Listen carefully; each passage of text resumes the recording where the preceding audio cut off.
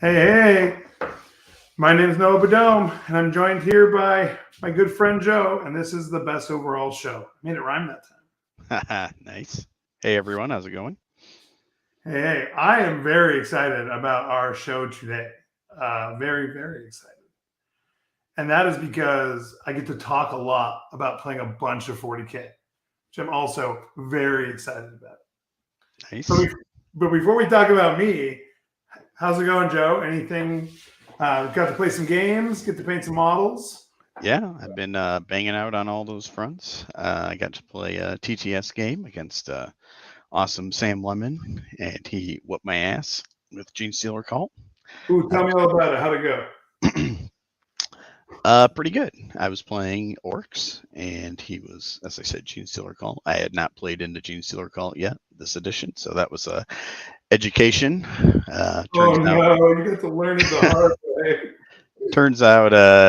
getting like 20-man squads back like every turn is really efficient. So he played great and went all 5 rounds. The score ended up being a lot closer than I expected it because certainly by turn two, I was on my back foot and I was losing resources fast. But I think we ended up 83 to 72 his victory. So that was awesome. Good practice. And then on Let me Sunday, real quick. Let me ask oh, you what do you think the hardest like? Obviously, GSE is really powerful, right? But like, yep. what is specifically the elements of GSE's power that is most impactful to the GSE versus Orcs game? What was really difficult was because obviously orcs really want to push forward real hard. So after I start moving into the midboard and slamming into all of his big blobs and picking them up, but I'm obviously losing resources at the same time as well. My backfield just has one squad of Gretchen uh, sitting on my home objective. So after these squads started getting obliterated, you know, Gene Stealer called, they drop down a blip anywhere on the board, and then they can redeploy their squad. You basically have a turn to get within 9 inches of it to remove the blip. But if he's, putting them way in my backfield, and I've got 20 some inches in between them and the rest of my boys, yeah, dudes just start popping up backfield, steal your home objective, scoring all sorts of helpful secondaries for them. And yeah, Mazarag did completely chew an entire acolyte squad with just with his Oh focus cards, no. which was funny. But other than that, yeah, I think now they have to deploy wholly within the blip zone, though. I think that was FAQ'd yesterday, or It was yeah. wholly within 3 inches of the blip, which means that 20 man has to be pretty packed in now.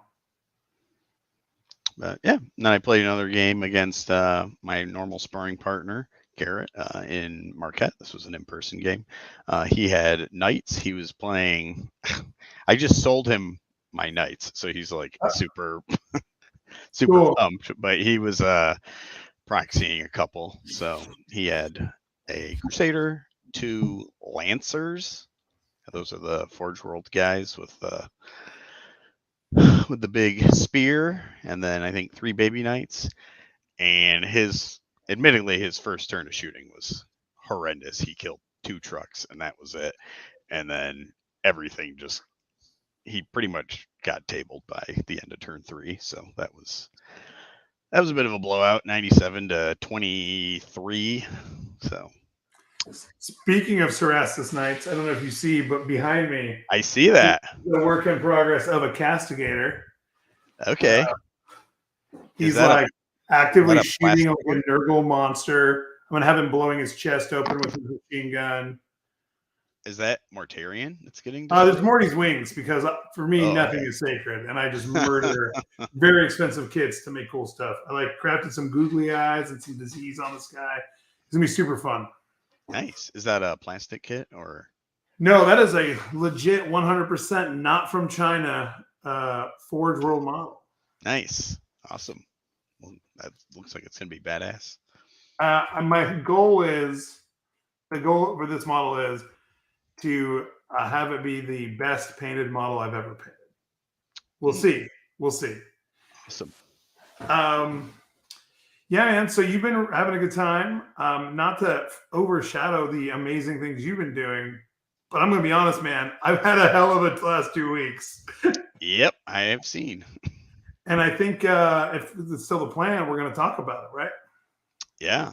Yeah, real quick. I actually had two questions I was going to throw out to you and to the chat. Yeah, let's go. This isn't, I mean, these are just kind of things I was mulling over, and I didn't really come up with a definitive answer. But the first one was because I've got just a little GT I'm going to next weekend.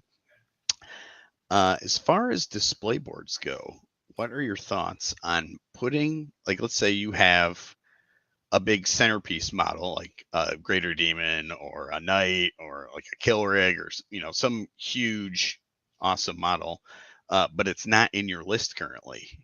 What is the rules for putting that on your display board? I don't think there really are rules, but there's multiple schools of thought.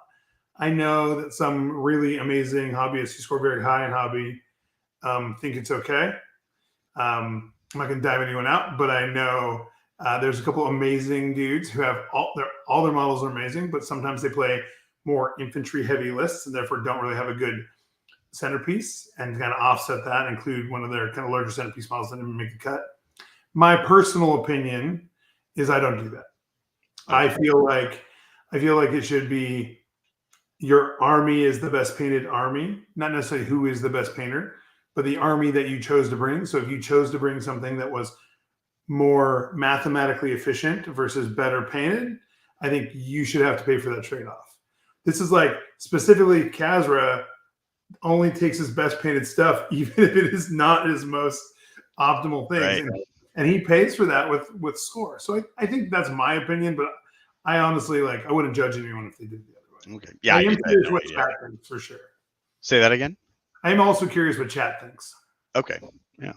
And then my other question, which kind of came up in one of the games, which I think would probably just depend on each tournament you go to, but when let's say you're just smashing your opponent, it's like turn 2 or 3, and they concede, and you have tactical objectives. What do you do? Do you just keep drawing cards and just keep playing one player 40K to score your objectives, or do you just max them out, or do you just stop where you're at?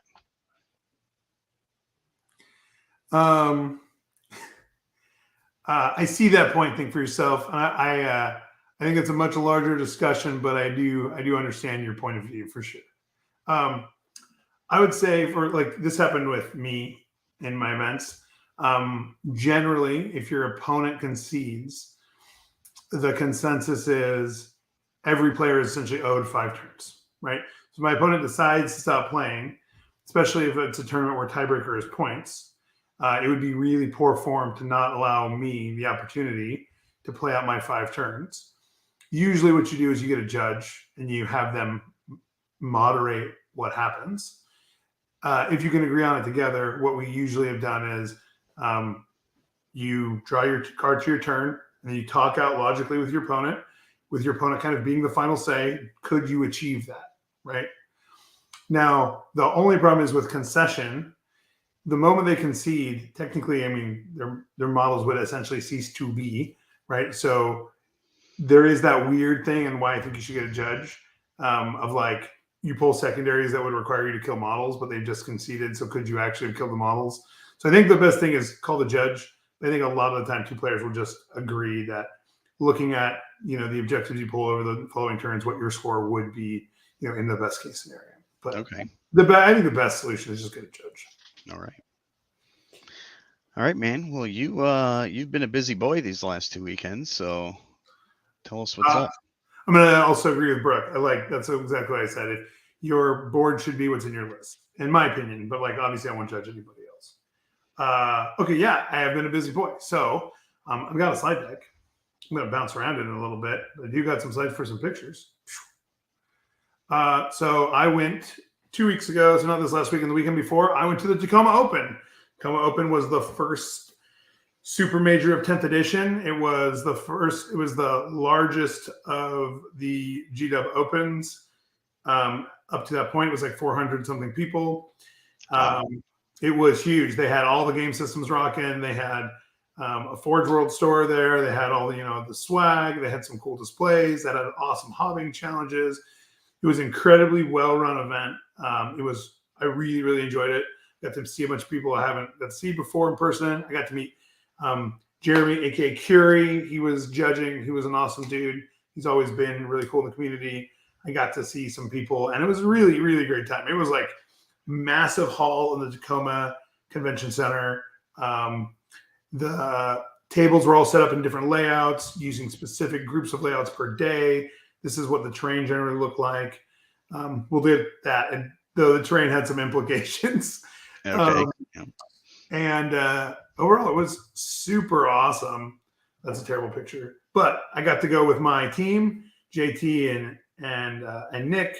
Our other guy, Lee, couldn't make it. Donald's off to the right eating sushi, so you can't see him. But our other guy, Donald Plummer, has been on the show before.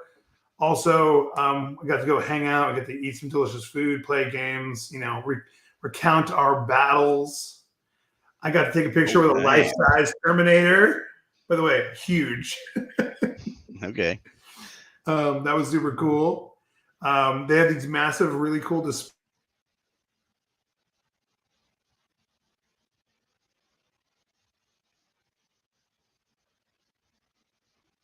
Hello.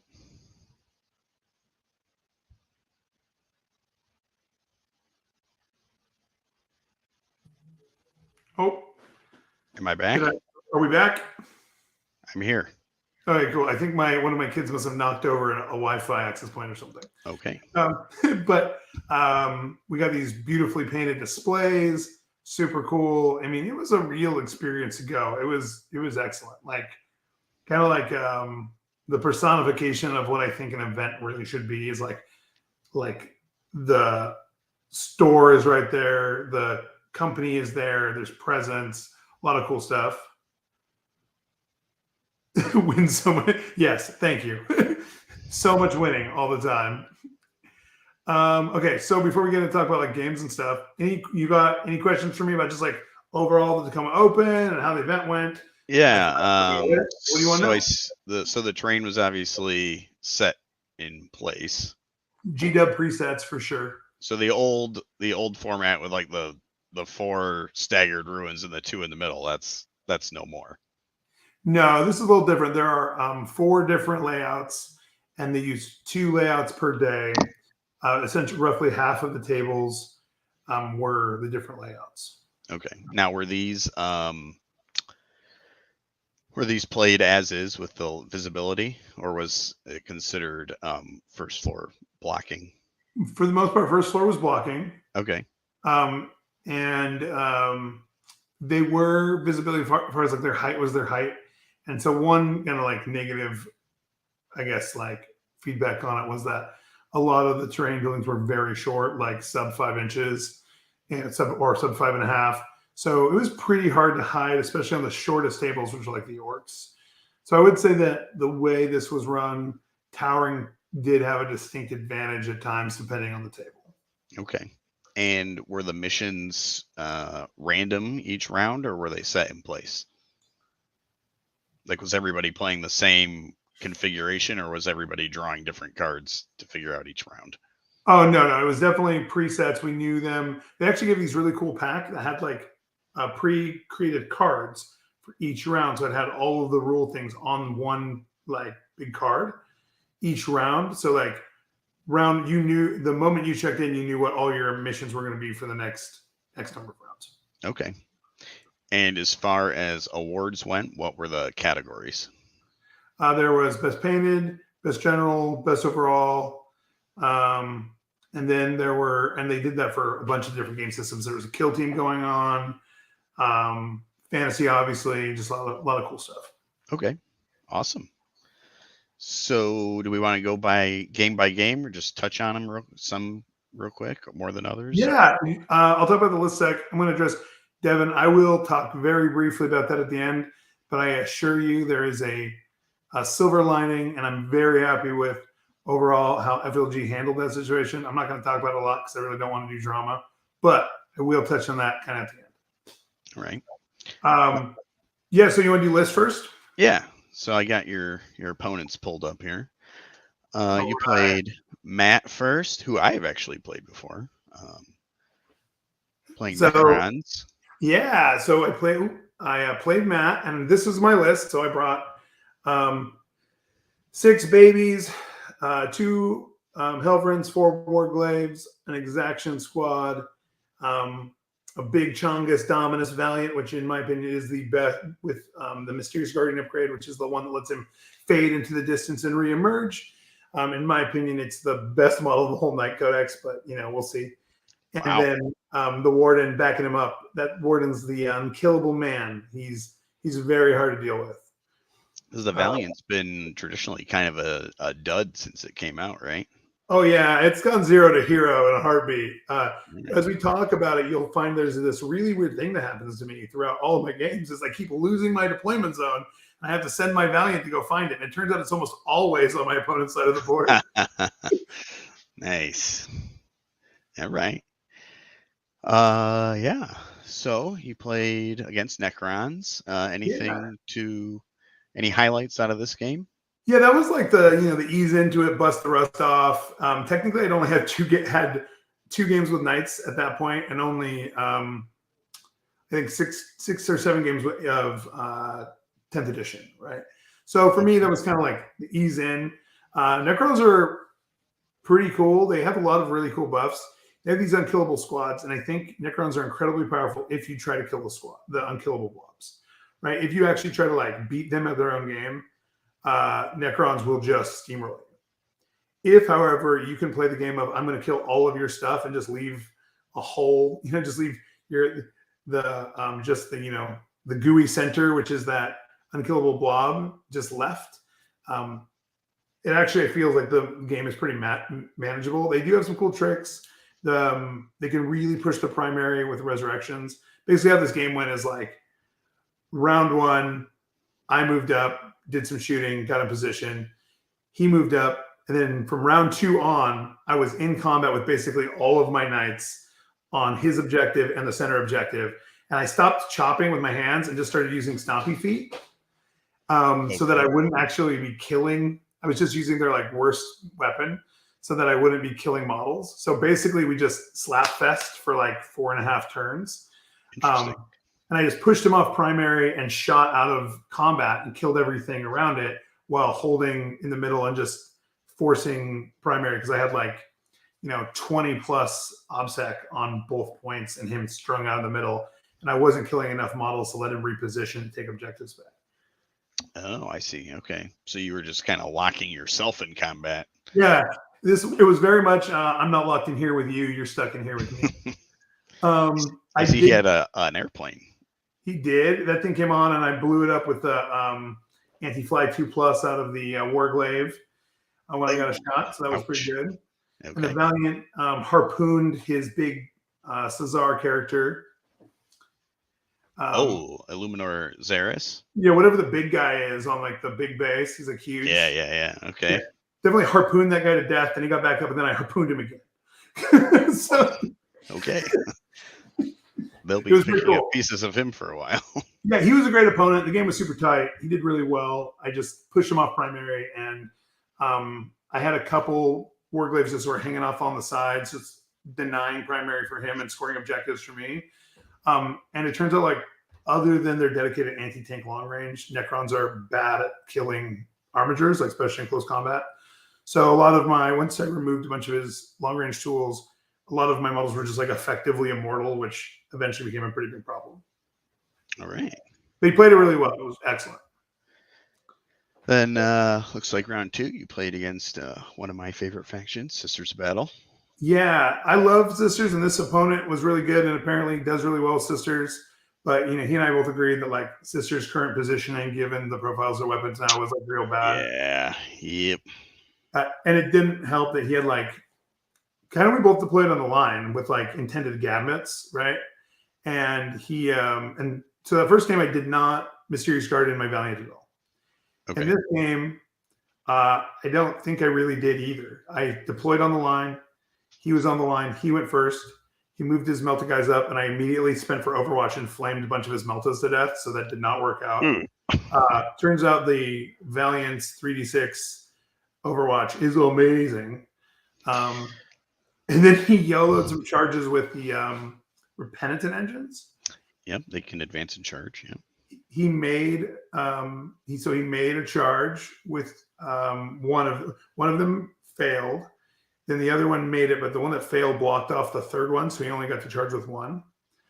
Charged into the Dominus, whiffed, and then I rolled 2 5s and 2 6s to hit, and 3 6s and a 5 to wound. And he made 0 saves, took 8 damage, and the thing died. And then I consolidated forward, which put me in a position to like move the Dominus into the middle of the table on that turn. And essentially, the Dominus just like lived in the middle of the table while the Warglaives kind of swarmed around, and the Warden went on an adventure up the like bottom right side of the table and pushed the objectives. A lot of these first missions too were like really basic missions where it's just like hold some stuff and get some points. None of like the servo skulls and stuff came later. And it just kind of grounded out. He came in with Vol, didn't really do much with her, and then I killed the squad pretty easily, especially given anti-vehicle 4+ on the Harpoon. And since they're all vehicles in that squad, I just like the Harpoon going through just like kills 2. It just kills 2 of her bodyguards, which is real rough. Yeah, so Morgan Vol did not make it out alive that game. No, I have a really cool picture though of her facing off against the Dominus. I think Morgan Vol ended up killing the Dominus with her bare hands, but nice. Yeah, right here. Yeah, so that's right before Morgan Vol walked over there and just like cut him in half. Super cool. Man. Yeah, Devin, the Harpoon is probably the most satisfying weapon to fire in all of 40K. Yeah. What's going on the shoulder of your Valiant there? Is that a missile firing off? So there's guns blasting, and then you can't quite see it. We'll see it in some other pictures, but also the Harpoon is actively firing out. It's actually trailing a non-metallic metal chain behind it. Oh, nice. Yeah, super cool. Awesome, man. I don't have a picture of my third match of the day, but my third match of the day was this amazing dude, really, really wonderful guy named Jordan, and we had a great game. He was playing Eldar. It was kind of early in his 10th stuff, so I was helping him with a couple things as he was figuring it out. Great game. Basically, it was a really interesting game, though, because of my Valiant, he couldn't really come out because he didn't have very much trash, and I just flamed it all to death. And because of his Wraith Knight, I couldn't really come out very much. But I was able to score primary better than he was. So what essentially happened is he didn't score any primary for the first half of the game. I scored primary and secondaries. He scored some secondaries. In the second half of the game, he essentially near-tabled me and scored all of the primary. And then, not joking, at the end of the day, it was a 93-93 tie. Dang. Yeah. So that was rough. He's an outstanding guy. We basically did not deny each other any points at all. And it was like, came right down to the wire. And he was just an amazing dude. It was really cool. It was awesome because we both got to move on to have a chance at the top 32 cut, and it was the end of a really good day. I see he had the Incarn. How'd the Incarn do that game? So the Incarn is a house. I learned to respect the Incarn in that game. Okay. He cut up some guys for sure, and then I had to do some maneuvering. I ended up killing it, but just barely, and not before it killed 2 armors. Well, I've said it before. Every Eldari life lost is a tragedy. So that's a sad day. All right. So that was Jordan, and then you played Jason Bird, round 4. Picture here. Yeah, wonderful guy. He's playing Chaos Knights. He and I will both agree that game is not incredibly exciting. Like, if Chaos Knights goes first and they have a really hot turn, they got a chance. If they either have a medium turn or don't go first, it's basically like the game's over because they just kill me less well than I kill them. We're essentially the same codex, except I'm harder to kill with slightly better damage output, and they have some cool tricks and stuff, but I'm just much harder to kill than they are, and so I win the attrition race. So you had 11 War Dogs and then 2 units of Horrors and the Changeling. Interesting. Wow. The Changeling actually made that game as close because he actually gambited at the end of the game with the Changeling, and I couldn't stop it. Oh, wow. He gambit, and it turned it in from a significant blowout to I don't know, a pretty close game. You completed the gambit. Oh, yeah, dude. It was insanity. Whoa, which one was it? It was the weird one where you scan in the corners or whatever. Oh, okay. Wow. Yeah, it was super cool. He went first and had a really bad turn, and then I went first and like picked up guys, and so that's just, or maybe I went first. I can't remember. It feels like a million years ago. But the turn that he had a go turn, he didn't do. He just wasn't able to do it. And his dice like only rolled twos. It was real bad. Wow. Okay. So then now the next game was by far one of the best games of 40K I've ever played. It was against the amazing, the wonderful, the high energy Tyler Bortel. I'm going to see if I have a picture. I hope I do. Let's see. Because Tyler was absolutely amazing. I don't think I have actually a picture of Tyler's, but I have a picture of my other GSC opponent. But Tyler was awesome. He's always super high energy. I hadn't played against GSC yet. I walk up to the table. I'm like, man, and Tyler, and I will say, Tyler is a much better player than me, and I think much better player than like most of players of 40K. He's insanely good. And he really his energy to the table is so positive and so good. He just drives you to play better. I love playing Tyler. Probably one of my favorite people to play against ever. Okay.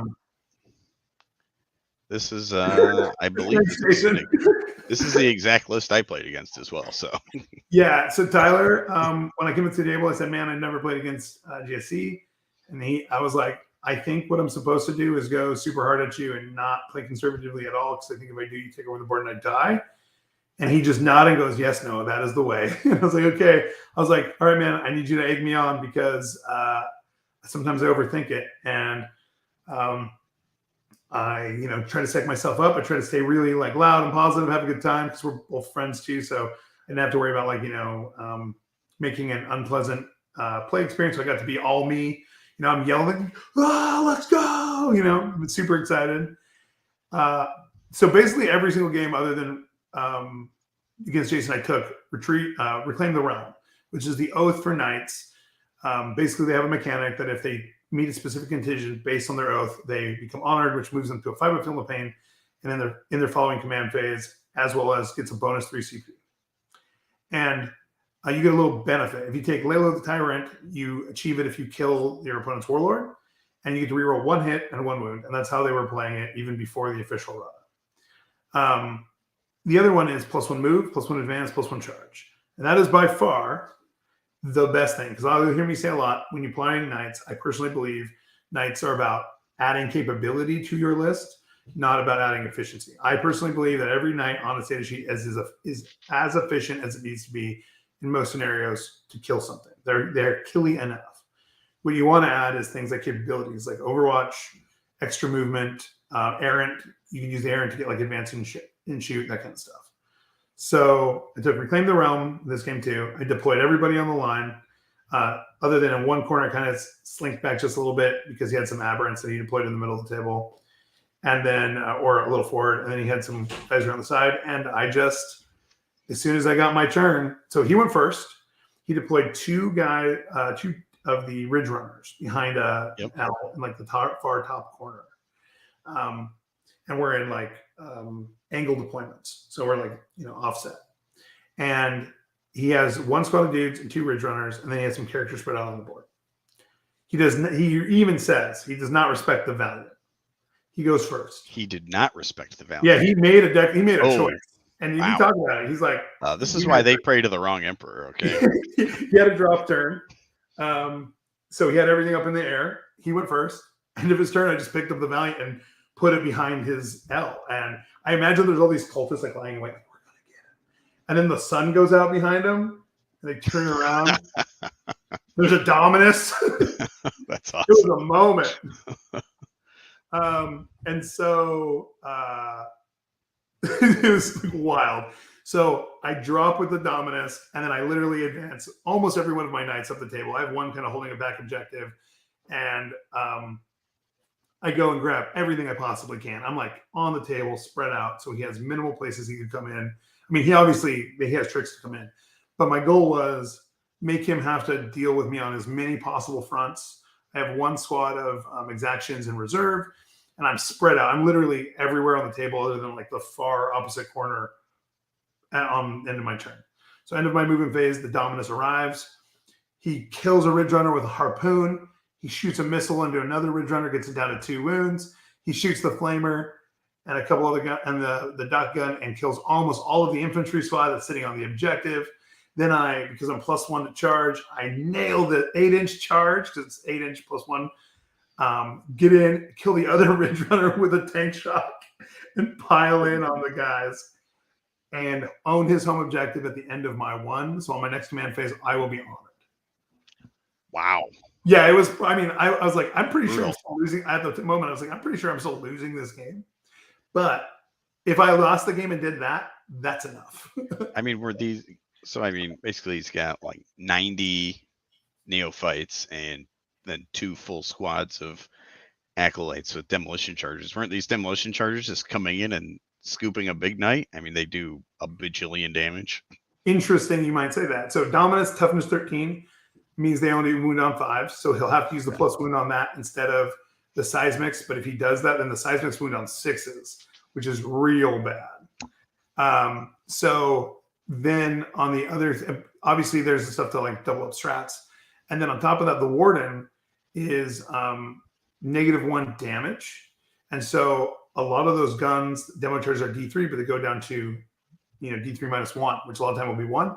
6 will feel no pain. That makes it pretty good. And I had I gotta remember which upgrade I had on him at the time, but I think it was the buff 2 armigers. And so I had these the armigers were -1 damage, and he was -1 damage, and that made it really hard to kill him. And the Dominus is already hard to kill and sitting on his home objective. So he had to come in, and literally he dropped in almost everything other than some specially placed units on the side. But when I move my models, I keep my big knights in the middle of concentric rings of armigers. I call it shutting the door. So Okay. I have the armigers are actually really close to the first group of armigers really close to my Warden, meaning that he can't even use the 3-drop to get very close to like be effective without putting himself in a really bad position. And then they're ringed out further. So he really could only demo charge little knights, which was cool. And he dropped in all of his seismic to take out the Dominus.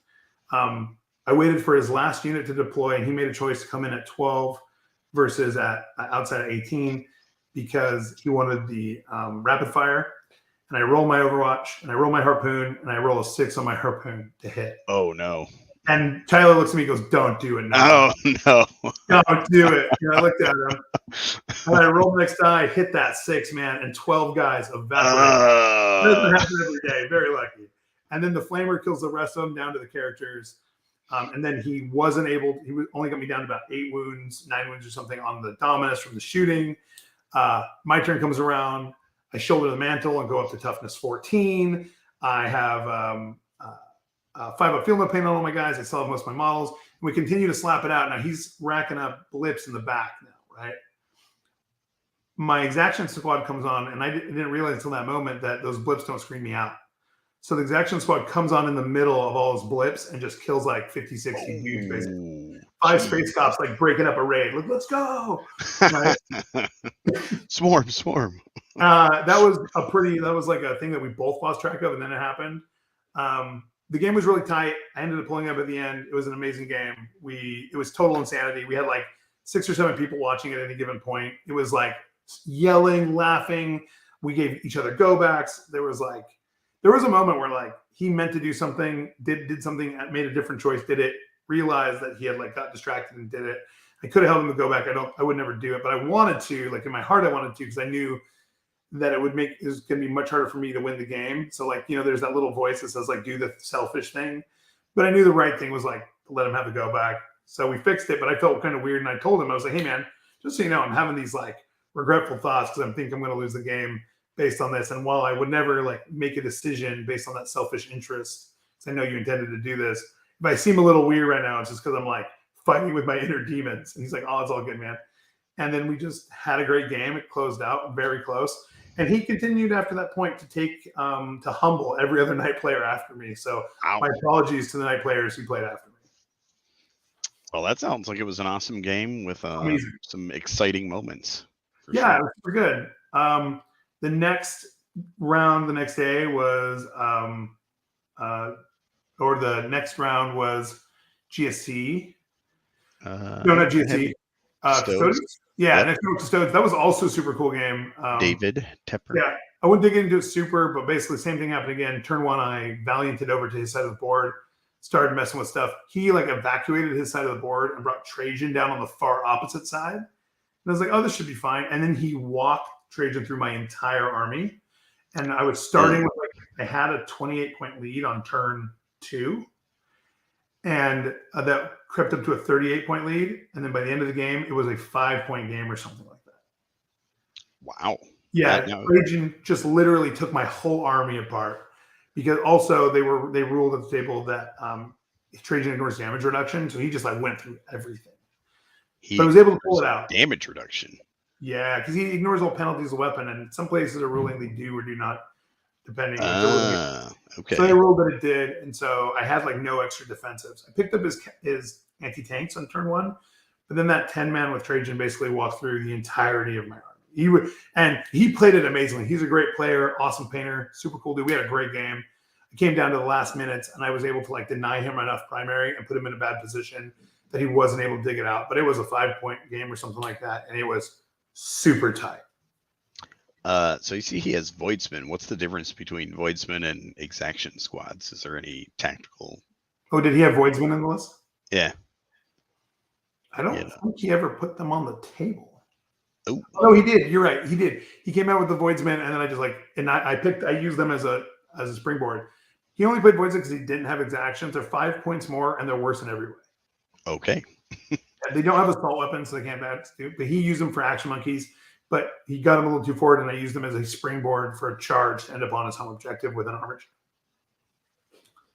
It was the ritual too, so it was kind of set up already. Kind of like what I really should have done is gone a little harder and spawned stuff on his side, because I ended up with like most of the primary actually existing on the side of the board that I vacated to get away from Trajan. So that made it a little hard, but I had a lot of early game primary. All right.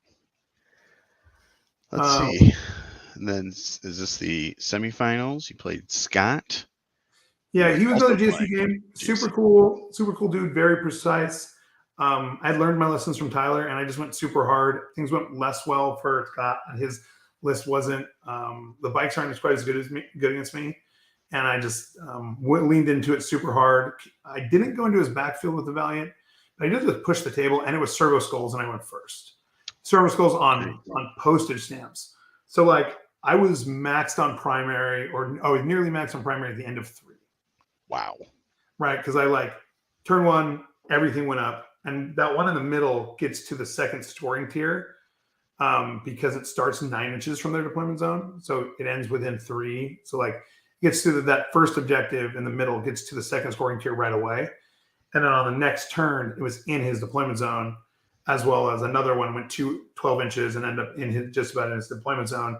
And so I was just racking primary super hard and ended up getting 100. And essentially me going first on Turbo Skulls with the board pressure and Reclaim the Realm was just too much. And then also you have the Valiant overwatching every turn and murdering things. Awesome. So then last round, Necrons again. Start and ended with Necrons. Yeah, and this guy was amazing. Super awesome opponent. We were both super brain fried. We got the worst table for him, so we made an agreement that basically there's nowhere he could have possibly hidden. We made the agreement that his table, his objective, the piece of terrain around his objective was magically tall enough for his guys to hide behind it, so that he at least had one safe place to hide. Then he went first and picked up my warden on turn 1 before I could put the defenses up. The whole game 500 points down. And I made it the Doomsday Arcs. Yeah, the Doomsday Arcs and the flat 6 guys off the little destroyers. I made it a 10-point game, I think, or close to a 10-point game. But I would play the whole game 500 points down. Not much you could do about it. He was amazing. He did really good. He played his stuff good. The thing about Lich Guard is they can't kill armigers. On average, a fully buff squad armiger Lich Guard still leaves armiger on 3 wounds. So I was able to deny a lot of his primary, get him really close, but just wasn't quite enough. I needed that. Playing a quarter of my army down from the first round is pretty backbreaking, but I did my best. Awesome, brother. So there's a round that's not in here is a shadow round. I played at midnight against Jeremiah. Oh no. he was playing Eldar. He went first, had a not exciting turn. I had one chance to lay the hammer down, whiffed on everything. Then he had a medium turn, and then he had a good turn. By that time, I conceded because it was nearly 1 a.m. Jeremiah's an excellent player. He was playing Eldar, and I had one shot to control the game. Just didn't do it. So what did losing the shadow round do then? It just meant that I wasn't in the semifinals. So I wasn't. Okay. I basically was never in contention for anything better than top 4. Or top. I could not get better than 5th place. Okay. And I think I ended up 9th. Wow. I bet that was excruciating because I'm ready to go to bed after 3 rounds. Yeah. I missed best overall by a very small amount. One guy edged me out, also a night player, and his army was beautiful, and he played very well. So I believe his name was Jaden. Congratulations to him. He did great. Nice. And he got best roll, and Steve Trimble won the finals with Custodes versus Custodes. Awesome. So, Tacoma Open was cool for me, and if we can go a little over, I might go a little over if we can. Yeah, absolutely. But the Tacoma Open was great, but the real thing was the LSO for me. LSO is my favorite event yearly, and it's because it's the military challenge. All right, Joe, what do you want me to ask me them prep questions before we get into how the event went? Oh yeah. So this was an FLG event, so I'm assuming player placed terrain? It was player placed, and they added a rule that ruins were infinitely tall and blocked line of sight. Oh, and wow. If you were Titanic, you could tow in and unlock line of sight. Okay. So it was I couldn't see you, you couldn't see me for Titanic. All right. So it meant people weren't getting tabled, but it also meant I wasn't losing a warden on turn 1, which I really enjoyed. Yeah. Did you change your list between the events, Devin asked? I feel like Devin asked that question to troll me because, but maybe it was just a stumble into it. So I wasn't going to. No, I was not going to change my list. Other than I was going to switch out. That's right. I was going to take sticky objectives on my warden, the upgrade for sticky objectives. Okay. But I'm packing my bags. I left an entire armature at home. Oh no! What? All the way to Dallas. Found out. Found out I was a model down 140 point unit, just not with me. Wow. Oh yeah, Jason, it was amazing. And so I went to the thing, and I'm like, hey, now a yellow card, gets you. No, you can't get best overall. So I went and was like, hey, it's okay if you give me a yellow card, but I need to change my list. Since I caught it early and I'm honest about it, I didn't get a yellow card, which is super cool. And I got to change my list, and I just audibled. What I want to do is I didn't want to take anything that wouldn't relate to what I knew about the matchups already. So I just took the one thing everybody is taking that was close enough points, which was a Calidus.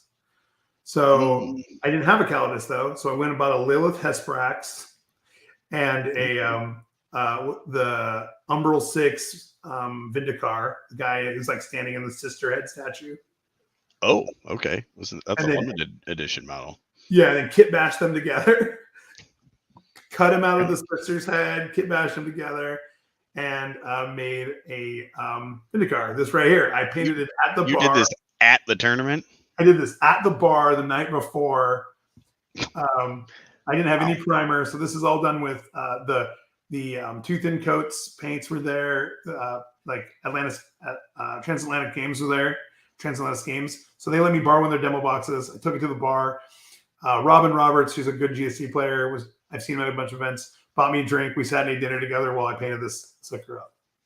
That's awesome. That is a hasty and effective conversion. Good work. Yeah, it was good. My idea is that it's a Calidus, but it's all been a long day of killing, so she's let her hair down because they know my hair was great. Yeah. Yeah, I know, man. I'm a weirdo. I didn't also have a texture palette with me, so my thumb became my texture palette. Excellent.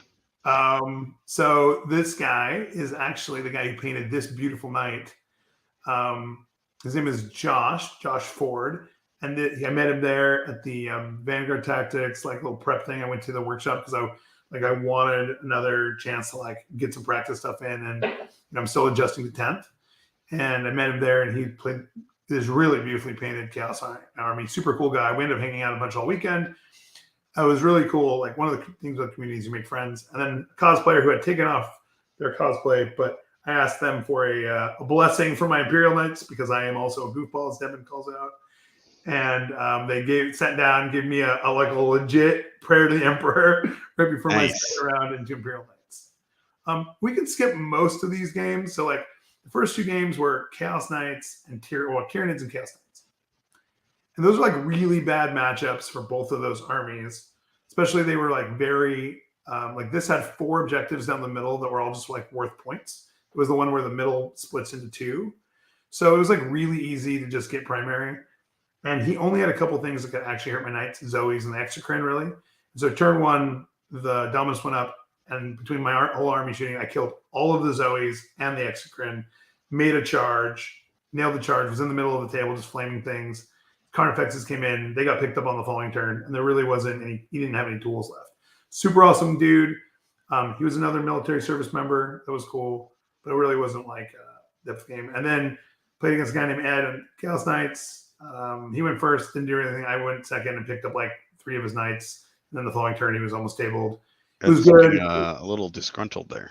No, he's just chill. He was just so chill. Like he was on. Okay. I'm pretty sure he was enjoying libations, let's say, and he was in a good mood. We had a great game. He's just like just a cool dude who was on vacation. It was all good. Oh man, this game was the intensity, right? So I'm playing a Calidus that I've never played before. I'm playing Exaction. I switched over my Warden to reduce AP by 1 to eat up some points. This is Eldar and wow, 3 fire prisms. Yeah, Jason. When I did warp the Valiant behind that Ed guy and like literally nail his dude from the back with the harpoon, and he goes, "It's how much damage?" I'm like, "Yeah, sorry, man." So this was Eldar, and this was Big Bruce. He's got 3 fire prisms, 3 night spinners, 2 D cannons, and 15 warp spiders, and then the Incarn, a solitaire, and Farseer and an Autarch. That is a skinny Eldar list. Yeah, man. So you'll see there are some things missing from this picture. This is the end of 1, and this is bottom of 1, my turn. You'll see there's a couple things missing from this picture. There is no Incarn on the table. Ooh. There are 2 less fire prisms than there should be on the table. So tragedy. TJ is a very good player, excellent player, with a very good list. Also a military service member, so there's extra on the line for the challenge, right? Okay. I line up, and I realize that, like, one way or another, he's going to pop something with his and get his Incarn over my side of the table.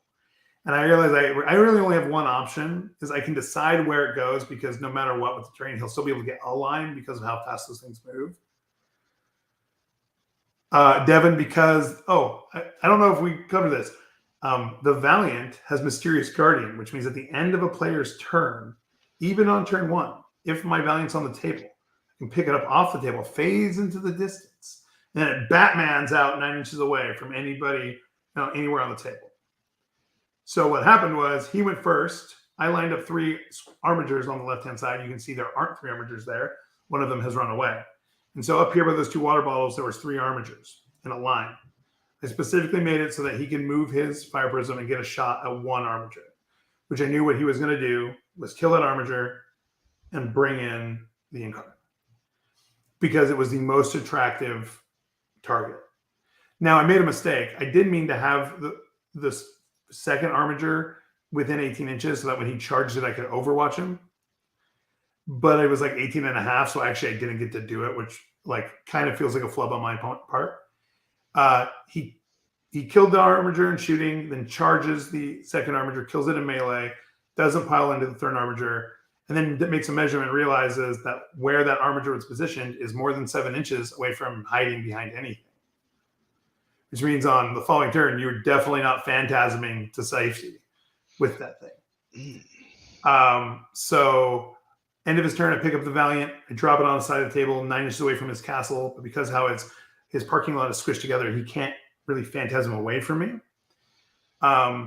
and I turn all the other guns that are remaining, other than one little Helverin that peeked around the bottom corner here, the bottom right, in on his Incarn, because I know the Incarn walks through my army, so I have to remove her.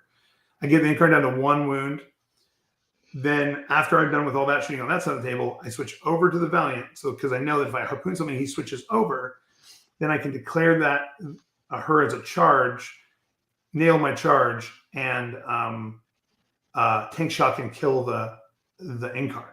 So I do all my shooting on the left-hand side of the table first, so that his only option is to warp back in front of my Valiant. Then I harpoon a prism to death, shoot all the other shots into the other prism, get it to 1, and the little Helverin around the corner lights up it with the rest of his shots and kills the second fire prism. Then I nail the 8-inch charge again, which I'm pretty lucky. I mean, I had to re-roll it, but still. Into a Shadow Weaver, and I'm in his deployment zone. I killed 2 fire prisms. I've killed the Incarn. I've lost 2 babies at this point, which kind of sucks, but I'm in a really good position. He goes and starts putting me on my back foot and kills the Valiant. Very rough. Wow. And he's expecting me to push hard on the tanks. But now I have a new plan, which was phase number 2. Now that he started to go and get his warp spiders out to go do scoring, well, they ruled at Tacoma, and I think that unless it says limitation, then you can.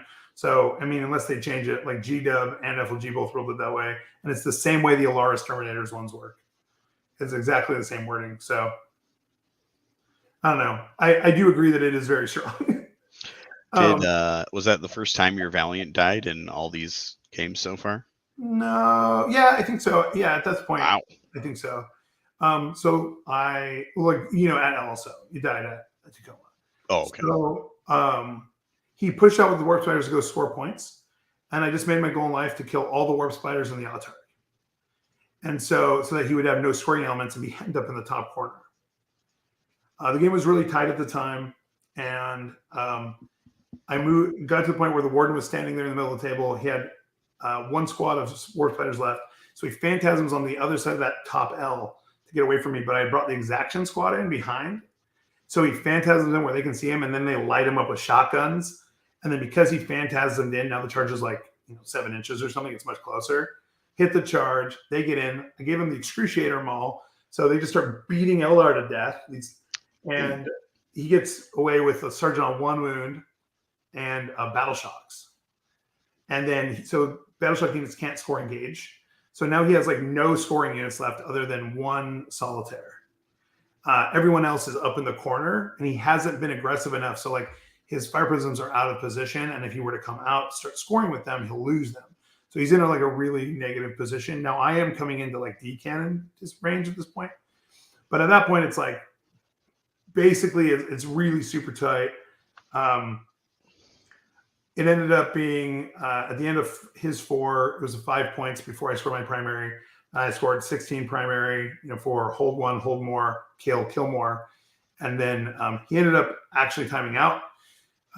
It was super close, but he ended up actually timing out. So then I ran away with it. I still think I had a very good chance because on my bottom of 4, I scored 16. He wouldn't have been able to stop anyway.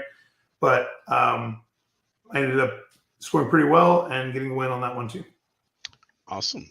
Well, you've dropped 12 points so far in 3 games. That's pretty impressive. Yeah, I mean, so going into the next round, I played against Knights. Super amazing guy, Rob Gailey.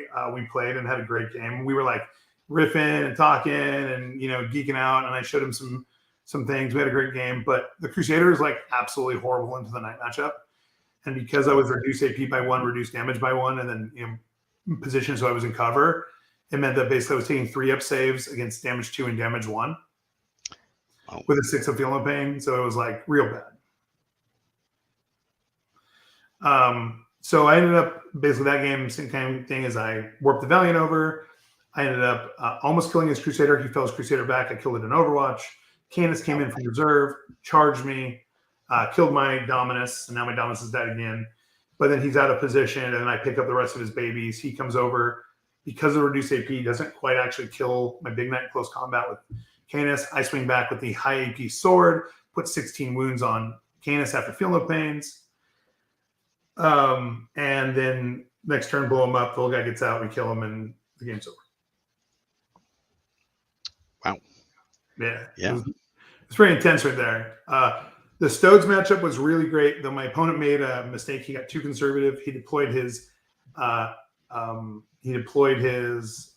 This is bottom of 1 again, I think. No, bottom of 2. He deployed his L too far off the middle, and ended up just like there was too much no man's land across. And I kind of just kept everyone at like 18 inches or whatever his maximum threat range is. Put 0.1. Made a killing gallery, had some exactions behind the wall. Calidus went over and did some shenanigans, killed some sisters, and then eventually I ended up getting that Valiant onto his home objective, which is in that big house. And because the Warden was -1 damage, -1 AP, he's effectively immortal against the 10-man squad because they have to put a ton of wounds through to really do anything. Right. Between shooting and charging and all those things, I was able to whittle him down until the point where they really weren't anything, and I was able to kill him.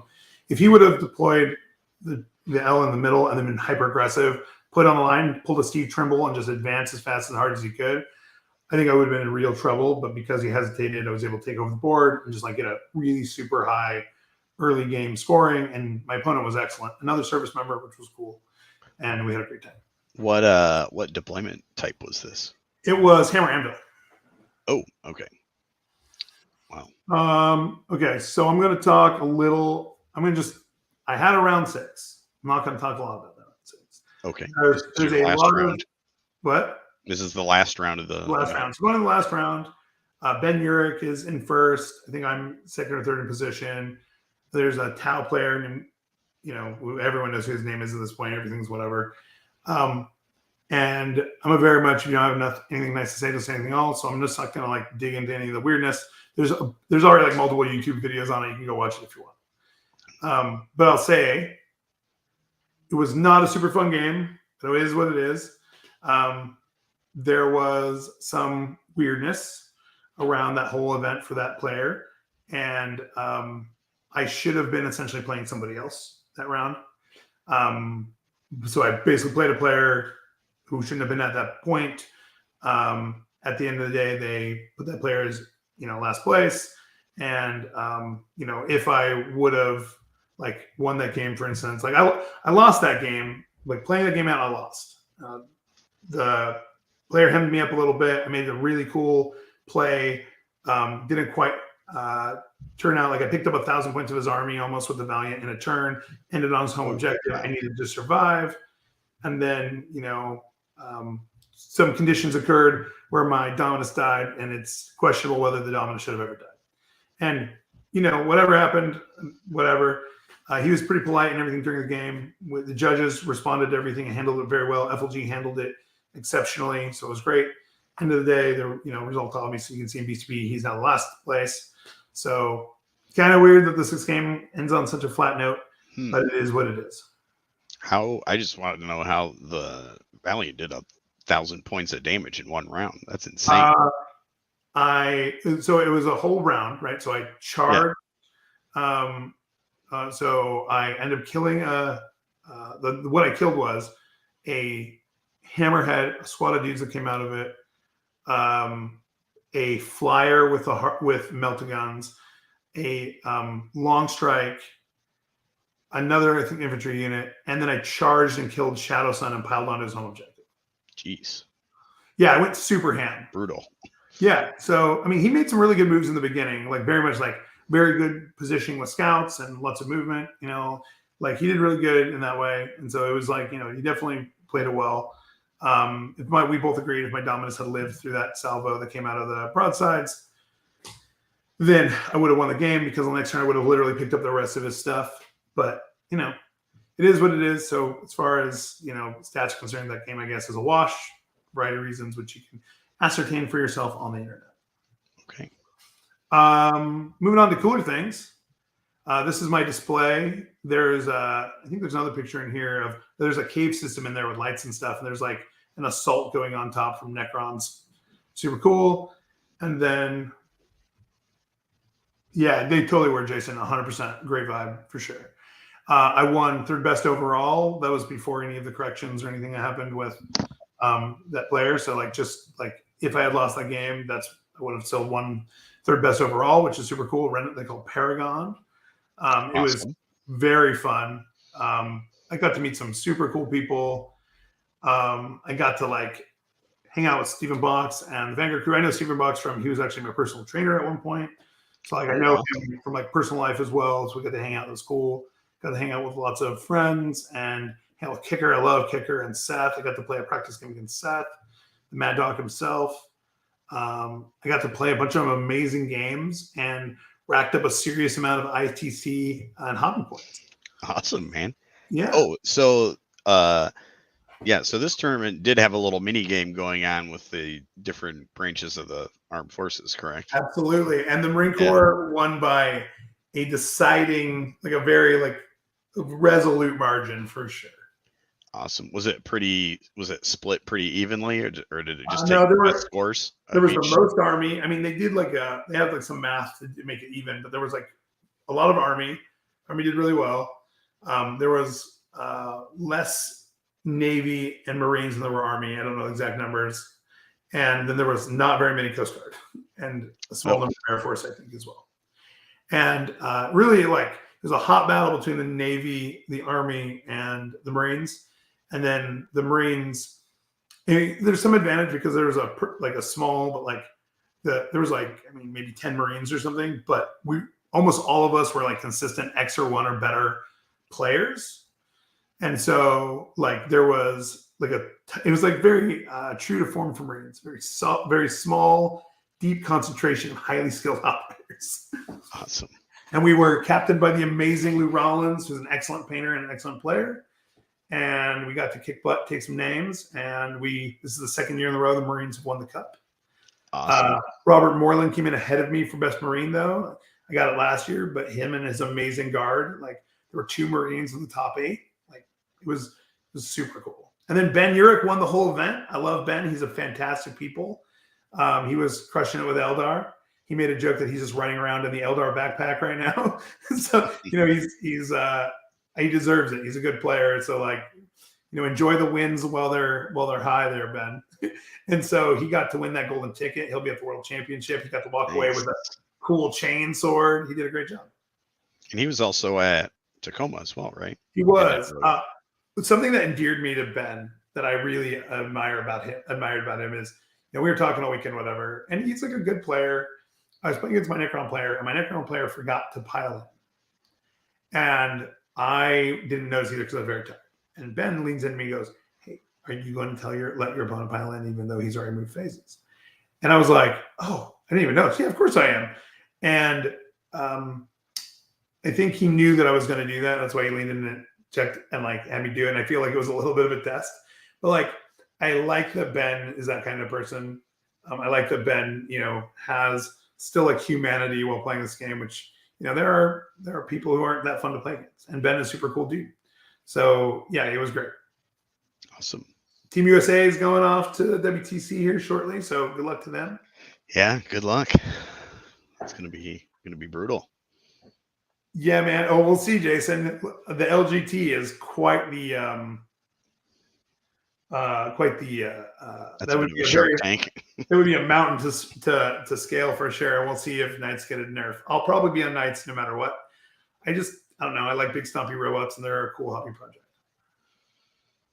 All right, brother. Well, you did fantastic. Congratulations. You're kicking ass over here and making the show look good. Well, yeah, for sure. I mean, you're gonna do it too. But I mean, I wish you and I could go to an event together. Yeah. Are you gonna be at LVO? Probably not, but I do want to try to travel to a big major sometime this year. All right. Yeah, man. I would love to be at an event with you. That would be super cool. Oh, we do have a question before we go. We missed a question. Where is it? Do you think Infinitely Tall or Games Workshop Towering is better for the game, and specifically for Knights? Oh yeah. So I think the Infinite Tall Ruins are better for the game because it prevents feel bads. Going first or going second, not having a place to hide, and getting tabled by a towering army is a unfun play experience. It's just not cool. Like, if no matter how well you play, you just get annihilated because of a physics problem I don't think that's fun. However, I do think the infinite tolerance is actually a statistical buff to knights. So I actually think it makes knights more competitive, but I think it probably also makes other armies more competitive by giving them a chance to not be table turn one. But I actually think it makes knights better because I could deploy in such a way that I could ensure that I had almost all of my critical tools still on turn one, even against Eldar opponents, right? And because I can play with my whole army, and I feel like I'm pretty practiced and like pretty good with that army, I feel like if I can play like a turn or two with my entire army, then I feel like I have a really good chance of even making a very difficult game a winnable game. However, if I go second and I just lose, 500 points in my army, then I think it's probably pretty hard to make a winnable game. And ninth edition, I was consistently X and 1, and the part of that is every now and then you go second against something that can just kill your knights on turn one. Right? And so I think it's better for the game to be we both can't see each other. Obscuring should just work for everybody the same way. Other than towering, I do think towering should have what Elso allowed, which is towering can just toe in rather than be wholly within because the models are huge. But I think it's better, but I do actually think it makes knights stronger. Yeah. Bring back Night Fight Rule 1. Yeah, that's a little bit of a throwback. Was that the 20? Is that the 24-inch limitation? Yeah, and then I think if I remember, like each turn the threshold would increase because it's like dawn is coming, so you can see a little bit further, and then at a certain point it's just normal visibility. But Did you also use like flashlights? Oh yeah, like spotlights was like a war gear upgrade units could take. Yep. Let's also bring back different damage results for penetration attacks and have vehicles be able to be immobilized in the middle of the table. Yes. Yeah, man. I mean, that's all I got. If we have any questions in the chat, we're happy to answer those. I know we went a little over this time. Joe, I know you didn't get to. I know it was mostly just me running my gab and you asking questions, but oh man, Good time. It was a fun couple weeks, bro. That was a lot of fun. Yeah. I don't have anything else to the LGT. When's your next event? I'm going to the North Star Open in Superior, Wisconsin next weekend. So week from today. So not so in our next show we'll talk about your experience. So make sure you take lots of good pictures. And make sure you win. That would be sweet. Yes, that seems to be the difficult part for me is winning the game. Are you bringing Eldar? No, I'm gonna bring orcs. Oh, are you Seth the Mad Doc, if he's watching, I don't know if he is, but if you can, you should reach out to him. He has a really good list. He played it at Elso, check it out. But he has a really good matchup in the Knight specifically because like everything in his army is anti-vehicle 4+. Yeah, that's kind of the list I have right now. That's the game I played last weekend was just my opponent, just a bloodbath for him. I mean, it's not very good in GSE. GSE is insanity for sure. But yeah. All right. Well, hey, thanks everybody again for listening. We love y'all. I hope this was helpful. I hope this was fun. And we'll see you again in 2 weeks. All right. Goodbye. Oh, Jason played against the Orcs. That's right. It was super scary turn one. Jason pulled it out, though. Good job, Jason. Jason kicked a lot of butt. I think went X and 1 at the event at Elso. And he did pretty well at Tacoma as well. Jason is a scary man who likes playing giant evil robots. Oh. Yeah. Devin, who's in the chat too, is also super cool. Former Marine as well. So I think Devin's been on Demons. But all right, cool. Catch you all later. See ya. Bye.